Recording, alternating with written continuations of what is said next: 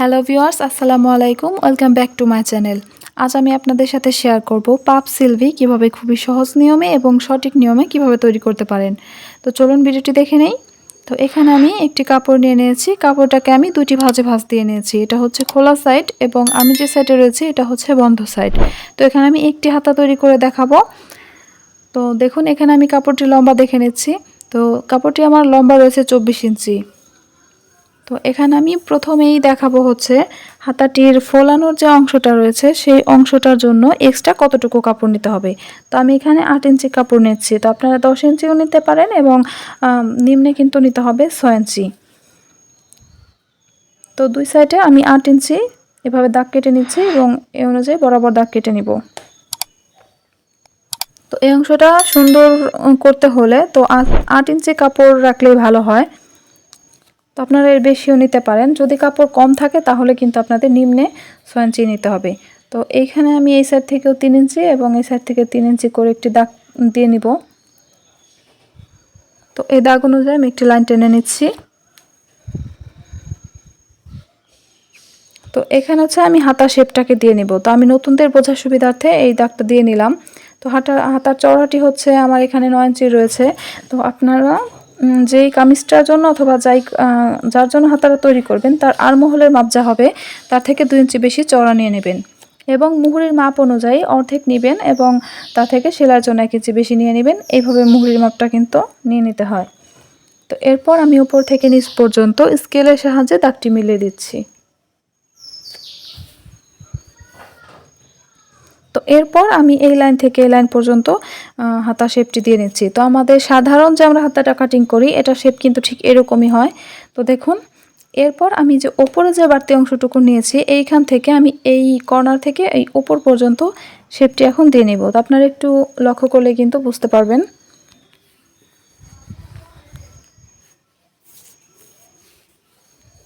তো দেখুন ওপর থেকে সুন্দর করে নিচ পর্যন্ত শেপটি দিয়ে নিচ্ছি।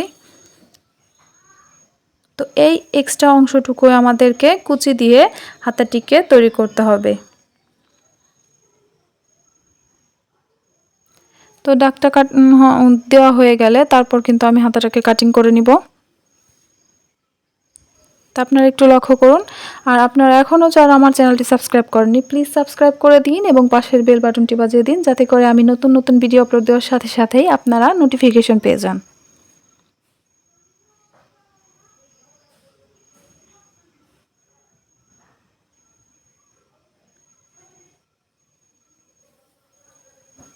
তো হাতাটি কাটিং করা হয়ে গেলে তো আমি আপনাদেরকে হাতাটি কিভাবে আপনারা সেলাই করবেন সেই জিনিসটা খুব সুন্দরভাবে দেখিয়ে দিব। দেখুন আমি ঠিক মাঝ বরাবর একটা কাট বসিয়ে দিচ্ছি। তো এরপর আমি হাতাটাকে মেলে নিয়েছি। তো এখন দেখুন আমার এই দুই সাইডের যে অংশটা রয়েছে এখানে কিন্তু কুচি দিতে হবে। তো দেখুন আমি কুচিগুলো কিভাবে দিচ্ছি আপনারা একটু ভালোভাবে লক্ষ্য করলে কিন্তু বুঝতে পারবেন। তো এখানে আপনারা 2 ইঞ্চি অথবা 1.5 ইঞ্চি মাঝে একটু বাদ রাখবেন, তারপর থেকে তার পাশ থেকে কিন্তু কুচিগুলো দেওয়া আরম্ভ করবেন। তো কুচিগুলোকে এভাবে করে একটা একটা করে এভাবে দিয়ে নিতে হবে। তো আমি আপনাদেরকে বোঝার সুবিধার্থে এভাবে দিয়ে দিয়ে বুঝিয়ে দিচ্ছি। তো কুচিগুলো এমনভাবে দিতে হবে যেন দুই সাইডের কুচিগুলোর মুখ এক সাইডে থাকে, মানে কুচিগুলো দুই সাইডের কুচিগুলো মুখোমুখি হয়। তো এভাবে করে দেখুন এই এক সাইডের কুচিগুলো আমি দিয়ে নিচ্ছি। তো আপনারা এভাবে করে এক সাইডের কুচি দিবেন এবং ঠিক সেমভাবে ওই উল্টো করে ওই সাইডের কুচিটিও দিয়ে নিতে হবে। তো আমি এখানে পিন দিয়ে আটকিয়ে নিচ্ছি।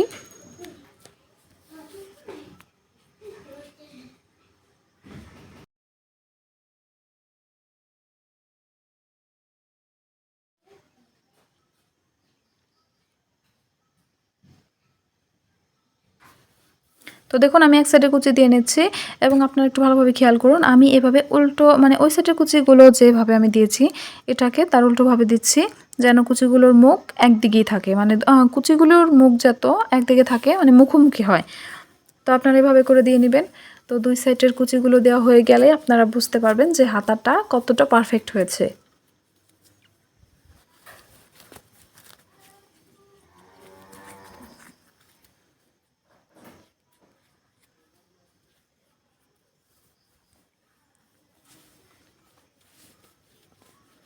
তো দেখুন এভাবে করে আমি সম্পূর্ণ অংশটাকে এভাবে কুচি দিয়ে নিচ্ছি।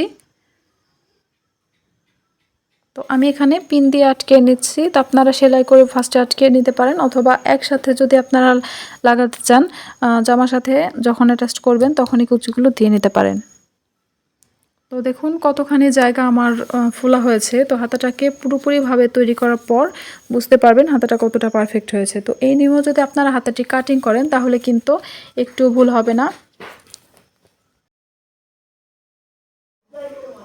তো এখন হাতাটিকে ভাঁজ দিয়ে নেবেন এবং সাইডের সেলাইটাকে দিয়ে নিতে হবে। এর আগে মুহুরের এখানে সেলাইটা আপনারা দুটি ভাঁজ দিয়ে সেলাইটা করে নেবেন। তো এখানে কিভাবে সেলাই করতে হয় এটা তো আপনারা সবাই জানেন। তো একটি ভাঁজ দিয়ে নেবেন, তারপর আরেকটি ভাঁজ দিয়ে এভাবে করে দুটি ভাঁজ দিয়ে সেলাইটা দিয়ে নেবেন। এরপর এই আরমহলের মাপটা আপনারা একটু দেখে নেবেন যে ঠিক আছে কিনা। তো দেখুন এখানে আরমহলের মাপটা নিয়ে নেবেন। তো আপনাদের ফার্স্টে আপনাদের কামিজের আরমহলের মাপটা নেবেন, এরপর এখানে এই মাপটা নিয়ে নিতে হবে এবং সেলাই করে দিতে হবে। তো আশা করি ভিডিওটি ভালো লেগেছে। ভালো লেগে থাকলে লাইক করবেন, কমেন্ট করবেন এবং শেয়ার করবেন।